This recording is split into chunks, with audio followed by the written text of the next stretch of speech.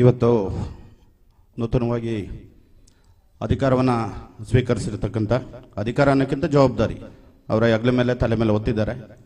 ಹೋಬಳಿ ಘಟಕದ ಜವಾಬ್ದಾರಿಯನ್ನು ತಗೊಂಡಿದ್ದಾರೆ. ಅಧ್ಯಕ್ಷ, ಮೊದಲನೇದಾಗಿ ನಿಮಗೆ ಮತ್ತು ನಿಮ್ಮ ತಂಡಕ್ಕೆ ಅಭಿನಂದನೆ. ಜೊತೆಗೆ ನಾನೇನು ಹೇಳಲ್ಲ, ಯಾಕಂದರೆ ಕನ್ನಡದ ಬಗ್ಗೆ ಸುಮಾರು ಗೊತ್ತಿದ್ದ ಮನಸ್ಸುಗಳೇ ಇಲ್ಲಿರೋದು.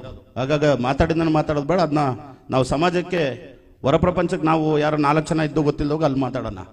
ಆದರೆ ಯಾವುದೇ ಜವಾಬ್ದಾರಿ ವಹಿಸ್ಕೊಳ್ಳೋಂತಿಗೆ 2 ಪ್ರಶ್ನಾರ್ಥಕ ಚಿಹ್ನೆಗಳನ್ನ ನಿಮ್ಮ ಮನಸ್ಸಲ್ಲಿ ಇಟ್ಕೊಬೇಡಿ.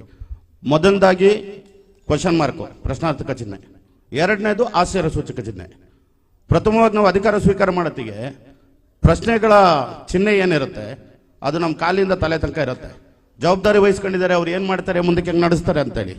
ಅದು ಹೆಂಗಿರ್ಬೇಕು ಅಂದರೆ ನಮ್ಮ ಬೆಳವಣಿಗೆಯಲ್ಲಿ 1 ವರ್ಷ ಕಾಲಾವಧಿ ಇವರು ಇನ್ನು ಮುಂದೆ ಮುಂದುವರಿಲಪ್ಪ ಅಂತೇಳಿ ಹಿಂಗೂ ಮಾಡ್ತಾರ ಅಂತೇಳಿ ಆಶ್ಚರ್ಯ ಸೂಚಕ ಚಿಹ್ನೆಗೆ ಬಂದು ಒಂದು ಆ ಸ್ಥಾನ ಏನಿರುತ್ತೆ ಅಧ್ಯಕ್ಷನ ಜವಾಬ್ದಾರಿ ಅಥವಾ ಪದಾಧಿಕಾರಿಗಳ ಜವಾಬ್ದಾರಿ, ಆ ಸ್ಥಾನ ಪ್ರಶ್ನಾರ್ಥಕ ಚಿಹ್ನೆಯಿಂದ ಆಶ್ಚರ್ಯ ಸೂಚಕ ಚಿಹ್ನೆ ತನಕ ಹೋಗುತ್ತೆ.